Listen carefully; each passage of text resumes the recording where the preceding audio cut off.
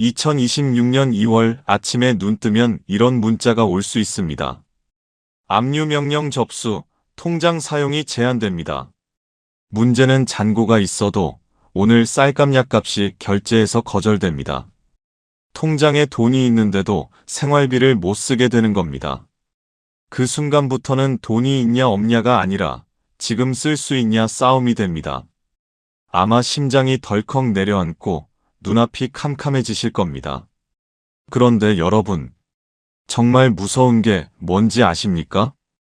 은행 창구에 가서 고래고래 소리를 지르고 바닥에 드러누워도 2026년 2월부터는 한 명당 한 개의 생계비 계좌를 미리 개설해 두지 않으면 압류가 들어왔을 때 생활비를 바로 쓰기 어려워질 수 있습니다.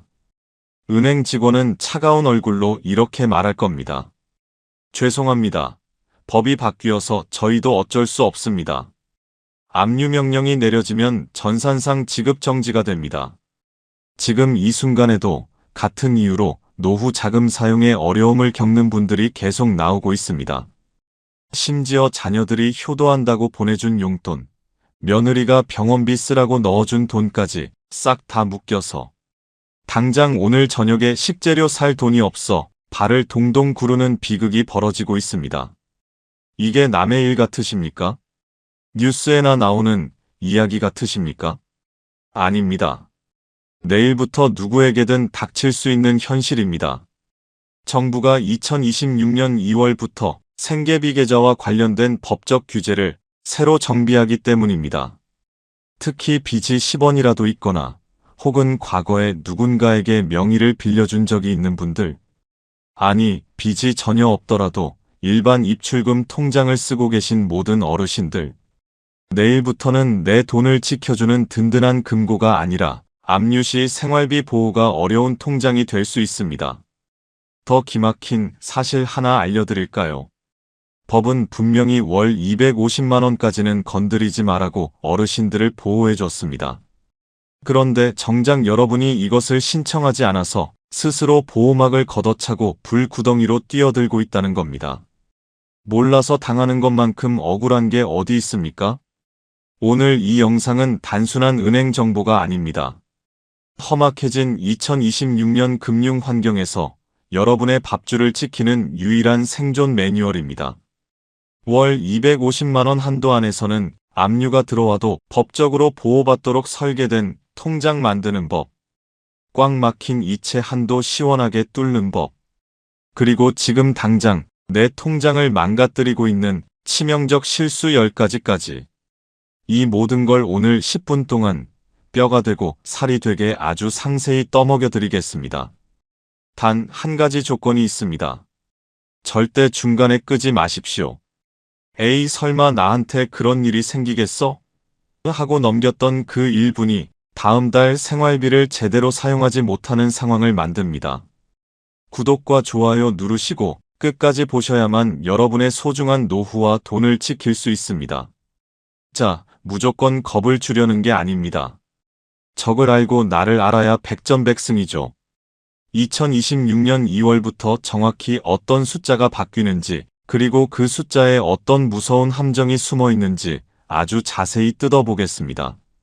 첫째, 최저 생계비 보호 금액이 역사상 가장 높게 올랐습니다. 물가가 오르면 법도 따라가야죠. 그동안 법원이 최소 생계비는 남겨라는 기준을 적용해왔고 2026년 2월 도입이 예고된 생계비 계좌 제도는 월 최대 250만원 범위의 생활비를 보호하는 방향으로 정비됩니다. 이게 무슨 뜻이냐? 내가 빚 보증을 잘못 써서 10억 원 빚쟁이가 되어도 월 250만원 범위 안에서는 법에서 정한 압류금지 생계비로 보호받는다는 뜻입니다. 그래서 부부가 각각 본인 명의로 한 개씩 생계비 계좌를 갖추면 각자 월 250만원 범위 안에서 대비할 수 있습니다. 둘째, 그런데 여기에 치명적인 시스템의 함정이 있습니다. 이게 오늘 영상의 핵심입니다. 잘 들으세요. 보호 금액은 올랐는데 일반 입출금 통장에 대한 압류 시스템은 더 무자비해졌습니다. 압류 명령이 내려오면 은행은 전산 절차에 따라 우선 지급을 제한하게 됩니다. 문제는 이 과정에서 그 돈이 생활비인지 아닌지를 자동으로 구분해 풀어주기 어렵다는 점입니다. 아니, 법에는 250만 원 보호해준다며 외쳐봤자 은행 직원은 이렇게 말합니다. 전산상으로는 구분이 안 됩니다. 법원 가서 소명해 오세요. 그럼 어떻게 되느냐? 억울해서 법원으로 달려가야 합니다. 법무사 찾아가서 서류 쓰고 압류금지 채권 범위 변경 신청이라는 걸 해야 합니다. 이걸 소명해서 판사님 도장 받는데 얼마나 걸릴까요? 현실적으로는 며칠에서 수주, 상황에 따라 한두 달 이상 걸리는 경우도 적지 않습니다. 여러분, 냉정하게 생각해 봅시다. 몇 주에서 한두 달 상황에 따라 더 길어질 수도 있는데 그 기간을 버틸 수 있습니까? 전기 끊기고 가스 끊기고 당장 혈압약, 당뇨약 살 돈도 없습니다. 자식들한테 손 벌려야 하는데 자식들 살기도 팍팍한데 그게 입이 떨어지십니까? 일반 통장에 돈을 넣어두는 건 내 목숨을 담보로 도박하는 것과 같습니다. 셋째, 통장 개설과 한도 해제가 고시 합격만큼 어려워졌습니다. 보이스피싱 막겠다고 정부가 은행 문턱을 성벽처럼 높였습니다. 이걸 한도 제한 계좌라고 합니다. 예전 기준으로는 하루 30만 원에 묶였던 시절도 있었고 지금도 상황에 따라 낮은 한도로 시작되는 경우가 있습니다. 요즘은 보이스피싱 예방 때문에 증빙이 부족하면 한도 제한 계좌로 개설되는 경우가 많습니다. 현재 기준으로 이체 ATM 한도는 하루 100만 원 수준입니다. 그리고 이 한도는 사정이 아니라 거래 목적을 증명하는 서류로 풀어야 합니다.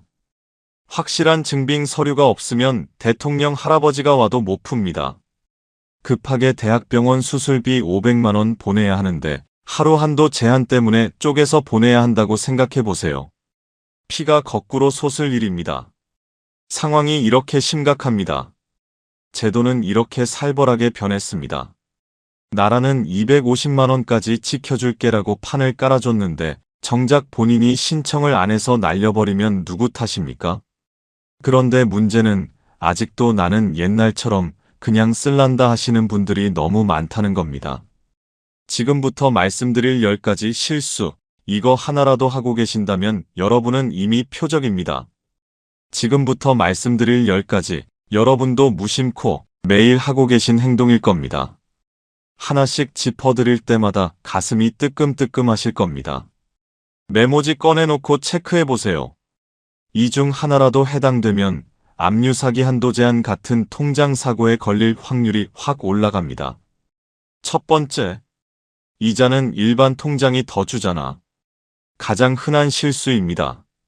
기초연금 35만 원, 국민연금 50만 원. 이거 일반 입출금 통장으로 받고 계시죠? 왜냐고 물어보면 이자가 0.1% 더 높아서, 쓰던 거라 편해서, 자동이체 걸어놔서라고 하십니다. 여러분, 안전보다 이자 몇 푼을 택하는 건 절대 하시면 안 됩니다. 가족 빚 문제가 터지거나 카드값 연체되는 순간 그 일반 통장은 1순위로 잠깁니다. 그 안에 든 기초연금까지 같이 묶여 사용이 어려워집니다. 두 번째, 돈 섞이면 어때? 내가 다 기억하는데. 통장 하나에 기초연금도 받고 아들이 준 용돈도 받고 친구가 보낸 갯돈도 받고 다 섞어 쓰시죠? 이걸 혼합보관이라고 합니다. 이게 왜 위험하냐? 나중에 법원 갔을 때 판사가 묻습니다. 이 잔액 200만 원 중에 어디까지가 기초연금이고 어디까지가 아들이 준 돈입니까? 돈에 꼬리표가 있습니까? 증명 못합니다. 섞이는 순간 법적 보호막은 사라집니다. 생계비는 따로 담아야 삽니다. 세 번째, 하루 이체 ATM 한도? 귀찮아서 그냥 둔다. 한도 제한 계좌 방치입니다. 나는 큰돈 쓸 일 없어 하고 그냥 두시는데 사람 일 모릅니다. 갑자기 자녀가 전세금 모자란다고 1,000만 원만 보태달라고 합니다. 한도 제한 상태면 기본 한도 때문에 급한 송금이 막힐 수 있습니다. 은행 가서 사정해도 안 됩니다. 결국 자녀한테 미안하다, 돈이 있는데 못 보낸다라고 말해야 합니다. 그때 자식 눈빛 보셨습니까? 그 비참함 겪어보지 않은 사람은 모릅니다. 네 번째, 아들 사업하는데 잠깐 빌려줬지. 최악의 실수 명예대여입니다. 엄마, 내가 신용이 안 좋아서 그런데 엄마 통장으로 거래처 돈 좀 받을게. 아들이 사정하니까 짠해서 빌려주시죠. 절대 명예대여는 하시면 안 됩니다. 통장이 범죄에 쓰이면 본인이 의도하지 않았어도 조사를 받거나 금융거래 제한 등 강한 불이익이 생길 수 있습니다. 실제로 최장 12년 제한 사례도 보고돼 있습니다. 다섯 번째, 세금 아끼려고 900만 원씩 쪼개서 보냈다. 분할 송금입니다. 큰 돈을 현금으로 자주 넣고 빼거나 흐름이 부자연스러우면 금융회사에서 이상거래로 보고 대상이 될 수 있습니다. 이걸 의심거래라고 해서 즉시 금융정보분석원에 보고합니다. 의심거래 보고는 금액이 아니라 거래 흐름이 부자연스럽다고 판단될 때 이뤄집니다. 그래서 쪼개기 송금은 의도와 상관없이 괜히 의심을 사는 행동이 될 수 있다는 점이 문제입니다. 꼼수 부리다 큰 손해가 생길 수 있으니까 꼭 주의하세요. 여섯 번째, 비밀번호? 잊어버릴까봐 통장 뒷면에 적어놨어.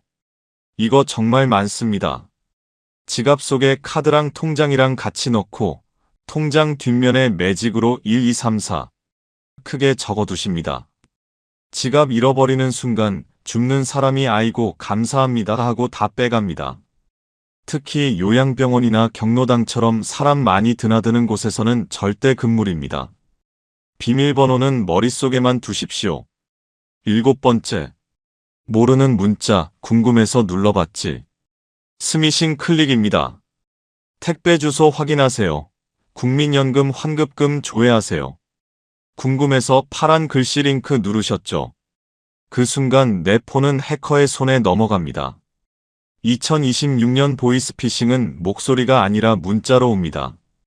누르는 순간 계좌 정보가 유출되어 피해를 볼 수 있습니다. 생계비 계좌는 압류가 들어왔을 때 생활비를 보호하기 위한 법적 장치라는 점을 꼭 기억하셔야 합니다. 그래서 일반 통장보다는 안전한 생계비 계좌가 필요한 겁니다. 여덟 번째, 현금이 최고야. 5만원권으로 장롱해둬. 현금 보관입니다. 은행 못 믿겠다고 다 찾아서 장롱 깊숙이 넣어두시는 분들. 도둑 화재 위험은 둘째치고 더 무서운 게 뭔지 아십니까? 나중에 기초연금 재산 심사할 때입니다. 어르신, 지난달에 찾은 3천만 원 어디 썼습니까? 생활비로 썼어. 영수증 있습니까? 없는데. 증명 못하면 그 돈을 여전히 가지고 있는 것으로 쳐서 소득인정액이 올라가 기초연금이 깎이거나 탈락합니다. 현금은 쓰는 순간 흔적이 사라져서 어르신께 불리합니다. 아홉 번째, 오래된 통장, 어디 있는지도 몰라. 휴면 계좌 방치입니다. 10년 전 쓰던 농협 통장, 지금 어디 있습니까? 그 통장이 범죄 조직 손에 들어가서 대포 통장으로 쓰이고 있을지도 모릅니다. 어느 날 경찰서에서 당신 통장이 사기에 쓰였어 하고 연락 옵니다. 안 쓰는 건 무조건 해지해야 합니다. 열 번째, 이자 조금 더 준다고 저축은행에 다 넣었지. 예금자 보호 무시입니다. 2025년 9월 1일부터 예금자 보호 한도가 1억 원으로 상향됐습니다. 안전을 위해 여러 은행에 쪼개 넣으세요. 목돈은 반드시 쪼개야 합니다. 자, 이 10가지 실수.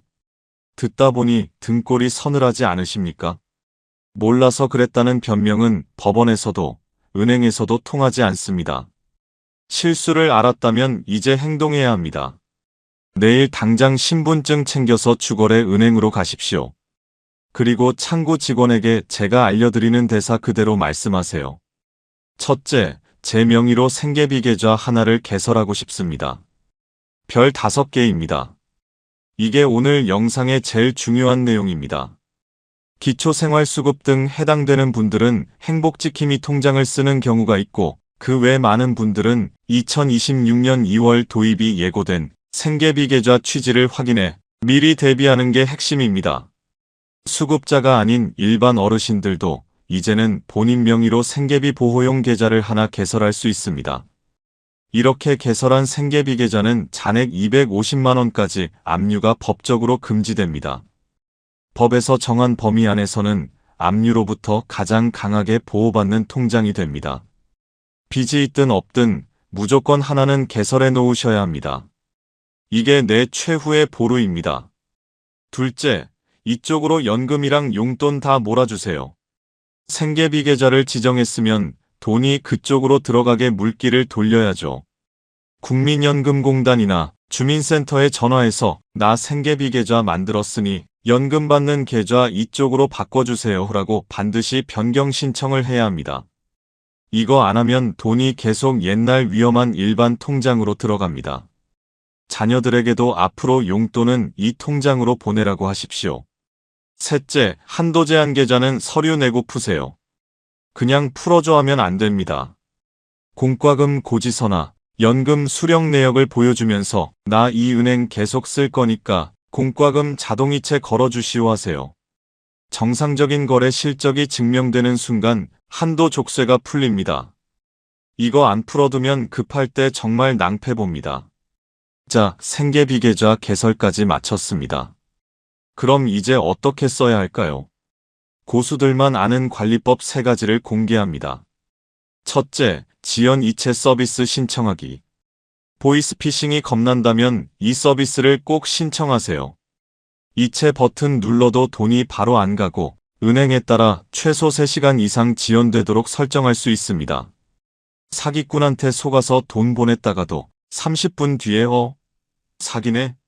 하고 깨닫고 취소하면 내 돈 살릴 수 있습니다. 둘째, 체크카드 쓰기. 생계비 계좌에 연결된 체크카드를 쓰세요.